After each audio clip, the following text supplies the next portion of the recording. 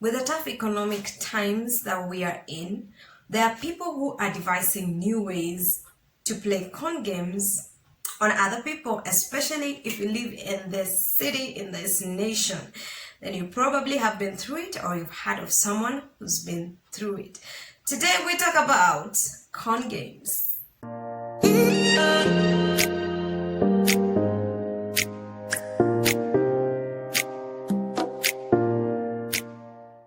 So this is my experience. I'm gonna start with my story. One day I'm walking. It is not even in the CBD, it's in the outskirts. It's, in a place that is a bit remote. I meet a lady, she stops me, she asks for directions to a certain place. I'm not sure where it is, so I'm trying to figure it out. Another lady approaches and is like, "You are the prophet who's been on a certain TV station prophesying etc etc." And in the process, I have no idea why I am still standing there. So she starts prophesying to this other lady. She's like, "Yeah, it is true, everything you're saying." So she turns to me and starts guessing, someone has been sick somehow.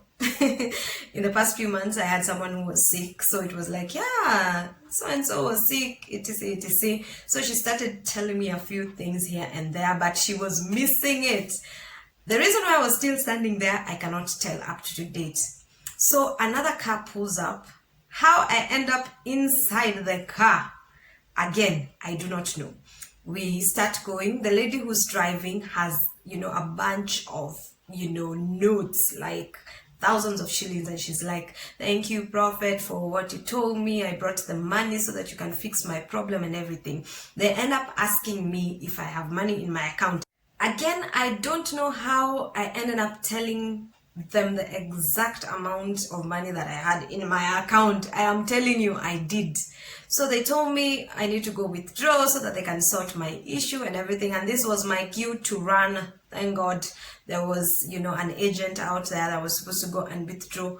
I ran for the hills, ran for my life, and I was just thanking God because I knew that day I will definitely have been conned. So also stay woke on, when you're on the outskirts of Nairobi, it might actually, people have expanded this con game thing. You need to really, really, really be careful. There are people who are friendly, of course, and they talk to you just because they want to strike up a conversation.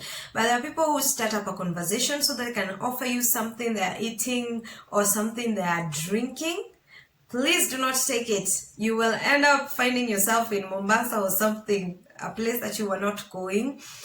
Because what they do is that they list some of the food that they give you, and you end up being unconscious. They take everything and alight the matatu. Also, when someone is reading a newspaper in the matatu, you need to be very careful, because when they're opening up the newspaper, sometimes their hand is down there, reaching into your pocket, reaching into your handbag, picking out your phone and your wallet or something like that. So you need to be very careful when you see someone reading a newspaper in the matatu. Of course, they could be genuine, again, like I said, but you just need to be a little bit more careful. When you're walking around the CBD in places that are crowded and you feel people or somebody pushing onto you, you need to be very, very woke. Check your handbag, check your pockets. They might be getting in. I've been through it before, and my phone the first time was taken from my handbag. I just thought it was someone who was trying to pass, and I was wondering, the way is so big, can't you use the other side? And well, they had already opened my handbag and taken out my phone. So I'm usually very careful when I feel like somebody is pushing onto me a lot. Another con game you need to watch out for is when you are sent money and they tell you to reverse the transaction because they sent it by mistake. Always check the balance, because it will be able to tell you if you know how much money you had before.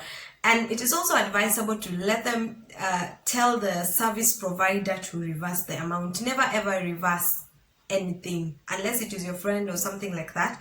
But if someone calls you and tells you they sent money to the wrong number, let the service provider, reverse the amount of money. Of course, there's also the SMSs that you find on your phone, someone telling you that the child has been bitten by a snake and they need money to take them to hospital. There's also I am working in Lodwar Kajiado or something and I'm looking for a mate, we know who you are. You're in committee. Ain't nobody coming from Canada or anywhere else. So avoid getting yourself involved in such, con games. Stay woke. People are looking for money in so many ways, but just be careful, be very careful. Always confirm. There are messages that come to parents that your child has had an issue, especially now with the COVID thing that is going on. They'll tell you your child has been infected, we need money to do 1, 2, 3. Always call the school to confirm with the teachers for anything at all. Don't panic when you get such SMSs, just confirm. I've shared my experience and my stories with you. Please don't judge me. I'm sure you might have gone through 1 or 2 of this, or something even worse, or something that I do not know about, I've not mentioned. Please share on the comment box. Let's educate one another. Let's help each other out so that we can all be careful and not get conned. As always, it's always such a great pleasure to have you join me. Hit the subscribe button, like, share it with somebody. You might be helping someone out there not to be conned. So I'll see you next time. Have a fantastic time. Bye.